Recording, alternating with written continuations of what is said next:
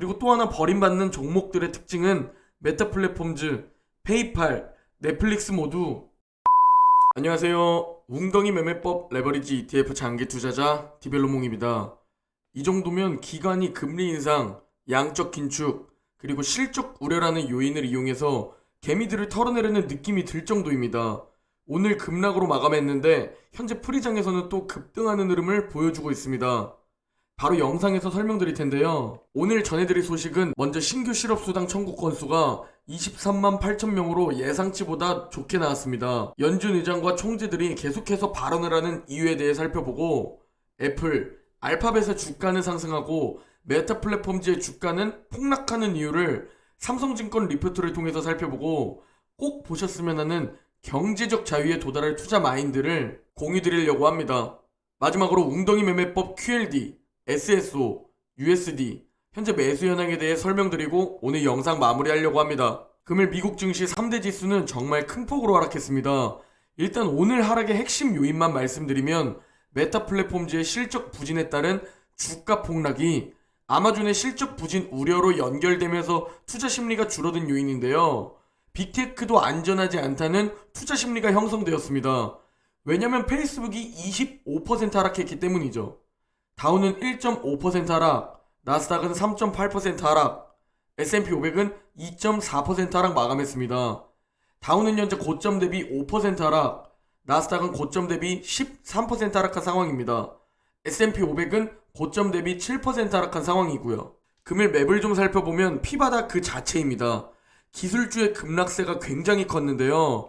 특히 페이스북이 하루 만에 26% 급락한 요인이 오늘 미국 증시를 끌어내린 요인입니다. 그렇게 큰 페이스북이 하루 만에 26% 하락했다는 게 믿기지 않는데요. 성장성이 둔화되고 앞으로의 실적이 부진할 거라 판단되면 가차없이 폭락시켜버리는 미국 주식입니다. 페이스북이 쏘아올린 작은 공 때문에 아마존이 실적 발표를 하지도 않았는데 7% 폭락하면서 실적 부진에 대한 우려로 미리 매를 맞는 모습이었습니다. 그런데 아이러니하게도 장후 실적 발표를 했는데 아마존이 실적 발표 후 급등하고 있습니다. 미국 10년물 국채금리는 1.83까지 올라왔습니다. 4% 정도 급등했는데 어젯밤 나온 미국 신규 실업수당 청구 건수의 영향입니다. 미국의 긴축 속도를 끌어올릴 수 있게 호조를 보인 겁니다. 금일 공포지수는 33입니다. 오늘 우리의 공포는 15였던 듯 싶습니다. 오늘 장후 아마존의 실적 발표가 있었습니다. 9% 매출 증가를 보였고 리비안 지분 확보에 힘입어 4분기 실적에서 최고 실적을 기록했습니다. 아마존이 실적 부진 우려가 있었던 이유는 노동력 부족과 임금 인상으로 인한 더 높은 비용 발생에 대한 우려였는데요.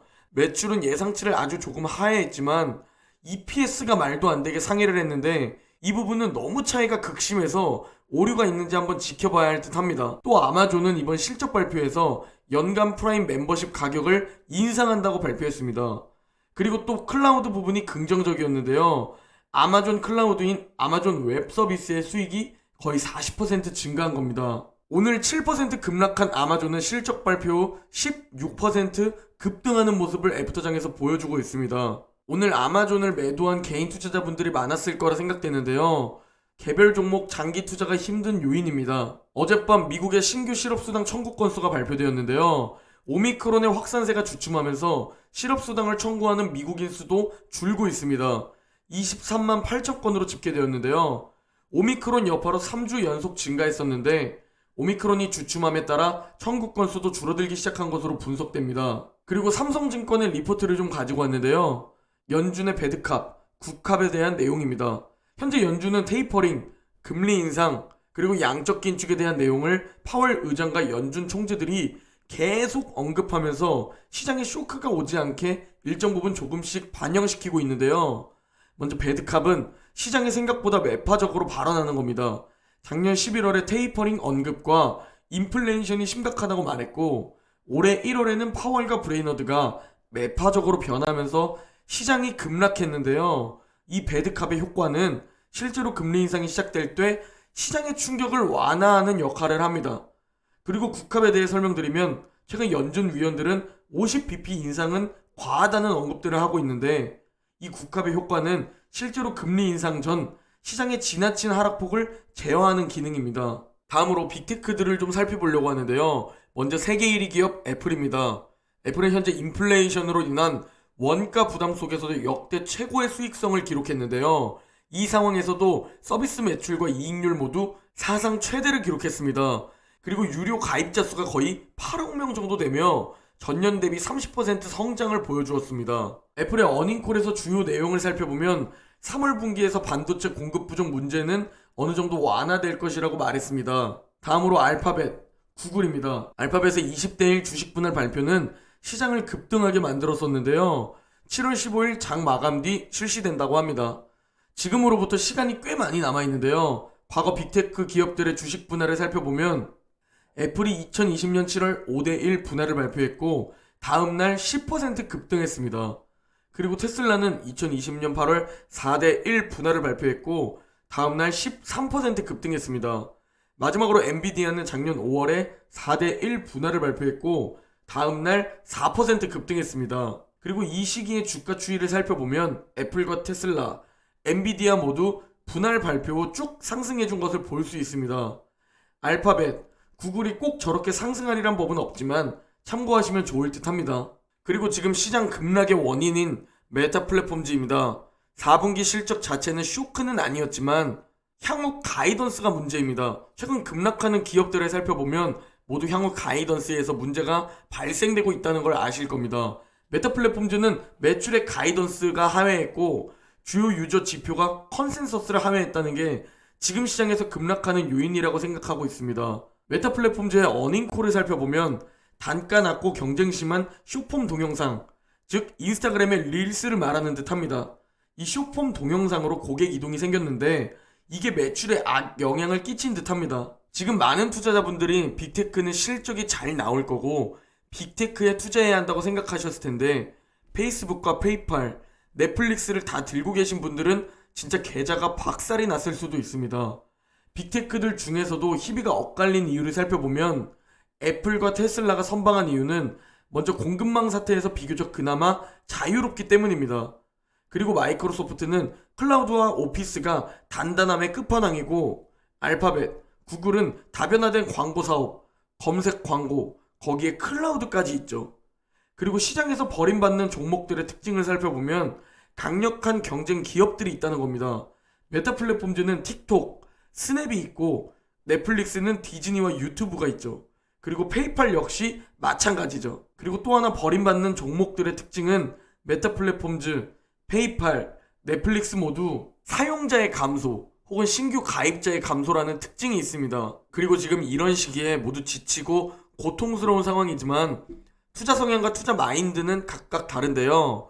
여러분이 솔직히 지금 트레이더로서의 투자 마인드를 가지고 있는지 아니면 진정한 투자의 마인드를 가지고 있는지 그 부분을 파악하는 게 중요하다고 생각합니다. 데이드림님의 댓글입니다. 개인이 기관보다 강점은 시간입니다. 기관은 기간 내에 수익을 내야 하고 또 엄청난 자금력과 언론 플레이라는 강력한 무기로 개미들을 위협하고 공포에 빠져들게 하면서 물량을 빼앗거나 털어 넘깁니다. 개미인 우리가 유일하게 기관을 상대로 이길 수 있는 방법은 시간에 투자하면 결국 끝내 기관을 이길 수 있습니다. 우리의 유일하고 제일 강력한 무기는 시간이라는 점입니다. 주식 수익률 제일 높은 연령대가 10대라고 합니다. 대부분 부모님이 물려주신 주식이고 미성년이라 매매가 어려워서 강제 장기 투자를 하게 되는데 이 때문에 아이러니하게도 10대의 수익률이 다른 연령층보다 높게 나왔다고 합니다. 라고 댓글 주셨는데요. 너무 좋은 내용을 작성해 주셔서 가지고 왔습니다. 말 그대로 투자는 평생 하는 건데 사고팔고 할 이유가 있을까요? 내가 진짜 경제적 자유를 얻고 싶은 투자자가 되고 싶은지 아니면 용돈을 벌고 싶은 트레이더가 되고 싶은지 스스로를 바라볼 필요가 있습니다. 제가 항상 말씀드리지만 목돈 쓸 일이 생겼을 때 매도를 하는 거지 올랐다고 매도를 할 이유가 없습니다. 평생 보유하는 겁니다. 미국 증시에 내 돈을 평생 투자하는 겁니다. 그게 내가 잠든 사이에도 계속 내 자산을 앞으로 불려줄 겁니다. 저는 단순히 몇백, 몇천을 벌기 위해 투자하는 게 아닙니다.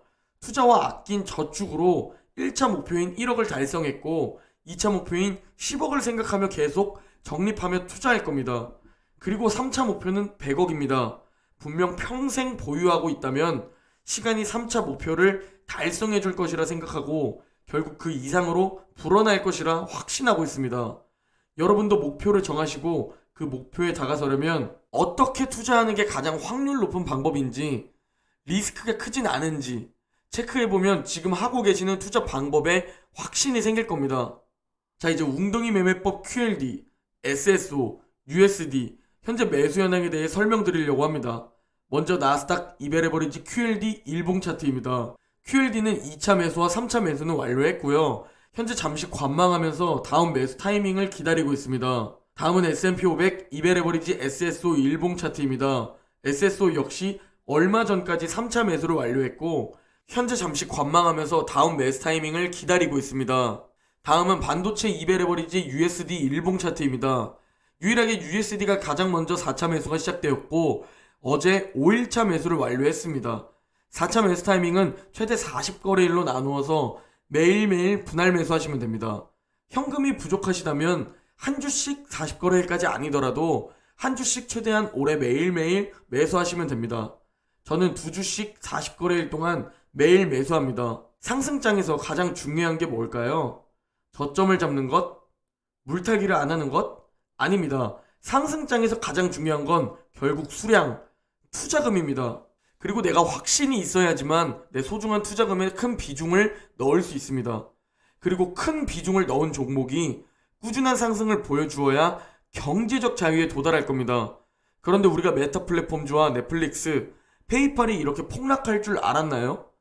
전 통찰력이 없기 때문에 그냥 지수에 투자하는 거고 욕심의 마지노선이라 생각하고 2배 레버리지에 투자하고 있습니다. 확신을 가지고 제 기준 굉장히 큰 비중을 투자하고 있죠.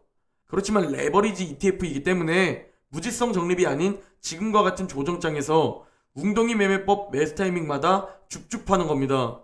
지금 이 지치는 조정장에서 줍줍한 결과는 후에 수익 극대화로 돌아오게 되어 있습니다. 우리는 우상에 향하는 미국 증시에 투자하니까요. 오늘 영상은 여기까지입니다. 모두 오늘 하루만 화이팅하면 주말입니다. 금요일 하루 화이팅 하시고 내일 영상에서 뵙겠습니다.